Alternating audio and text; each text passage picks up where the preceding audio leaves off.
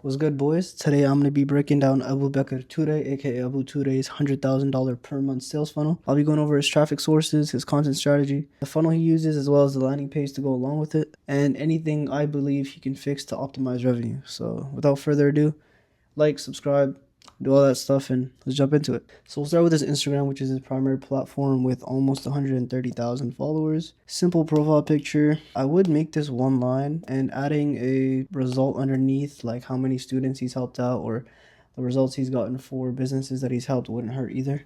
He has a clean feed. He's not flexing too much, but you can clearly tell that he's living a nice life. He's in Dubai here in front of a nice car. This is him in Bali, so just based on his post, you can tell that he's doing well for himself. Pretty self-explanatory highlights, life highlight, just building more authority, showcasing his lifestyle. Free course, this is just a story sequence to a CTA to DM him a keyword, and then it's just a mini chat automation which takes you to the same landing page in his bio. He has a My Story sequence, just going through his life, where he started before, how he got into the business model, and how he reached success through it. Just becoming relatable and showing his vulnerable side, allowing you to build more trust with him, which eventually turns into buyers. And then student wins, self-explanatory. Next, we can go to his TikTok. This is probably his least utilized and most neglected platform. I say this because he still has his old username, old profile picture, and no bio. Also, the landing page right here that is linked in his bio, it goes to his old funnel, which he doesn't even use anymore.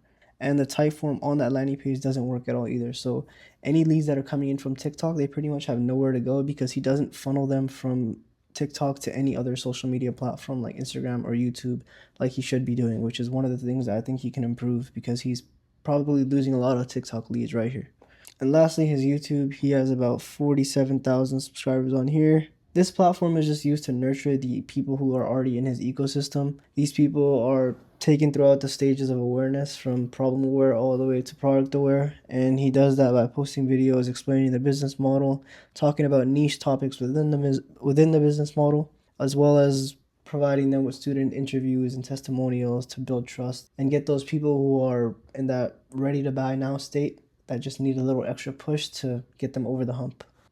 So now over to his content strategy and the type of content he posts. We'll start with TikTok. So the way that he uses TikTok, which is really good and a lot of other creators do it as well, is that he posts his videos first to TikTok. He sees how they perform, and based on how well they do, he'll then move them over to Instagram. TikTok is used as a traffic source. So all the videos that you post on TikTok, they rarely go to your own followers. They're pushed out to people who don't know you. So it's a great way to get new people into your ecosystem and new eyes on you, but it's terrible at nurturing, which is why he should be linking people from his TikTok over to his Instagram, which then should link over to his YouTube to nurture. And Instagram is pretty much the same. He posts a lot of talking head content, which is good. It's a great way to nurture his audience and a great way to build trust and showcase his personality. It also builds sort of a parasocial relationship, so people feel like they're his close bro, because he's literally, it seems like he's talking to you on FaceTime. I want you to notice one thing though about his Instagram and about his brand in general. If you look at his account, you'll notice that he has a specific color scheme going on. You'll see a lot of people in info doing this nowadays. They've adopted certain brand colors and they use that to identify themselves and make themselves stick out compared to the rest of their competitors. This is a great thing to do because it builds brand recognition, so people will realize and notice it's him before ever even seeing him. For example, you know that when you see yellow and red, you think of McDonald's. When you see green, you think of Subway. When you see yellow and black, you think of Snapchat. It's pretty much the same exact concept. And then over to his YouTube, again, like I mentioned previously, he posts a lot of middle of funnel and bottom of funnel content on here. Not much top of funnel content. He does have a few vlogs here and there, but he actually created a second vlog channel to move his top of funnel content to there, which is, I think, a great idea because you can use that to get those new leads into his ecosystem and then transfer them over to his main account, which will be teaching them about the business model. But yeah, like I said, student interviews, breaking down niche topics, etc. Also, his bio on YouTube, it's a little different versus his bio on Instagram. Here, he just tries to be relatable to his ICP. I used to be a full-time college student while working 2 jobs. Now I travel the world and make money with my web agency. This is just from data that he's collected based on people who have already joined his program. He showcases that he used to be in your shoes to make you believe that if I could do it, so can you. Okay, now we'll move over to the actual good stuff, which is his landing page. So the type of funnel he's running is called a free course funnel, but it has a little twist to it. And you'll see a lot of people in info doing this nowadays. Pretty much you should run a free course funnel when you have a lot of inbound traffic, especially leads that are unqualified. But the way that Abu and guys like Brez Scales and Nathan Nazareth are running it nowadays is that they market it as a free course, but in order to get access to the free course, you need to purchase a software. That's really smart because firstly, you get eyeballs on you by marketing it as a free course, but people nowadays, because we're in such a trust recession, they don't buy into the fact that you're just willing to give away this $3,000, $4,000 asset for completely free. So they're going to come in with their guard up. They're going to be scanning and looking for where the catch is. And then you reveal that, oh, it's because I'm partnered with XYZ business and I'm able to give you this free course because I get them users for their software and you guys get a free course in return. So it seems like he's doing both the business a favor and you a favor. And this is great because firstly, he's able to get leads to financially commit. And once you get somebody to financially commit to you once, it makes it exponentially easier to ascend them into another offer later on. Also, because he's doing a free course and he has all these modules and all this stuff included, the leads that join, they're going to be getting nurtured throughout his course as well because they're going to be seeing his face, they're going to be understanding his teaching style, they're going to be learning more and more about the business, and they're going to have all this stuff that they didn't have before, and they can make use of it and get results with it. And by getting results from it, they'll see that it actually works when put into practice.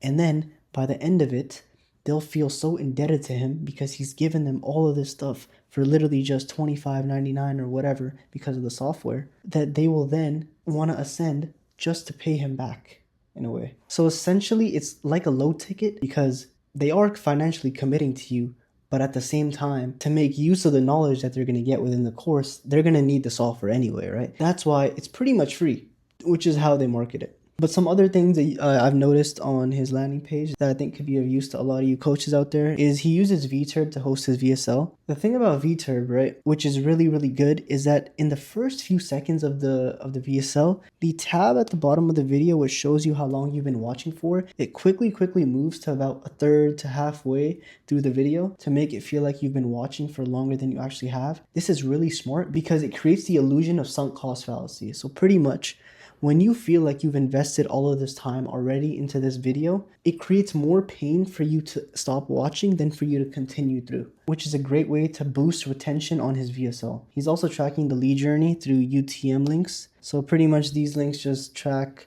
where the lead came from. They collect that data. Based on that data, they make informed decisions to double down on certain things and stop doing other things. Double down on this type of content, stop posting this type of content. Just the more data you have, the better it is for you to increase revenue in the long run. So yeah, you would click the link in his Instagram bio here. It gives you two options. Either you can go to his YouTube or his free course. This creates a little bit of friction in the mind of the viewer, so I would recommend that he take one of those links out and only keep either the free course link or the YouTube link, just to make the process as energy efficient for the lead. But you would click the link to go to his landing page. It would take you here. You would watch the VSL. You would have this button here. Underneath the button, it tells you about what's inside the program, showcases all these modules, all these client results of people who've had success within the program. And yeah, that's pretty much the meat of the landing page. So he sells you logically here after selling you emotionally within the VSL. After you do click the button, it takes you to this pop-up. You fill out your name, email, phone number. And then after you do that, it takes you to this confirmation page, lets you know that team member is going to call you in the next few minutes. A dialer will pretty much call you up,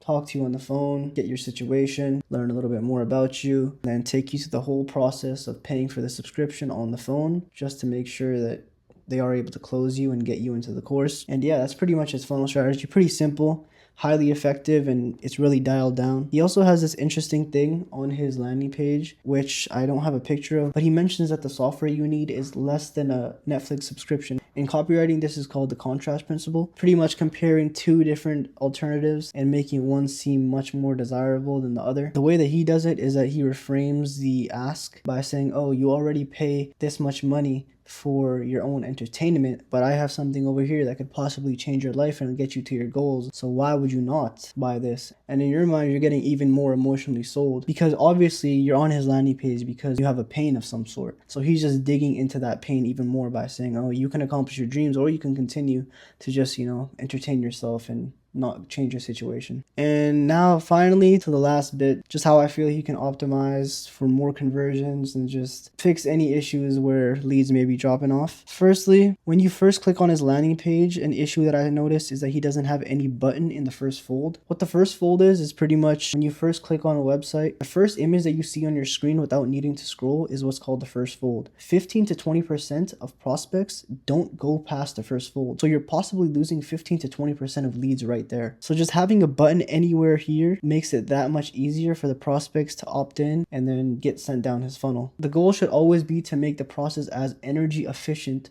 for the leads, because humans by nature are designed to try and conserve as much energy as possible, and these little tweaks make big differences, especially with influencers who have as many leads coming into their ecosystems per month as Abou does. Next, like I mentioned earlier, he has a vlogs channel for top of funnel content, which he just recently made. The issue is he has his vlogs channel linked in his main channel. That's an issue because he's linking from his middle of funnel, bottom of funnel content over the top of funnel content when it should be the other way around. Vlogs by nature are lifestyle content, so they're going to be attracting people who are desire based. So that switch can make a little bit of a difference in his revenue as well. And finally, maybe it's something that I don't understand, but I don't know why he is selling his prospects logically for a free course, because he's already going to be attracting people who are freebie seekers. If anything, all of this should be on that confirmation page. I feel like it makes more sense to just have his VSL, the button to opt in, maybe a few testimonials and screenshots of results.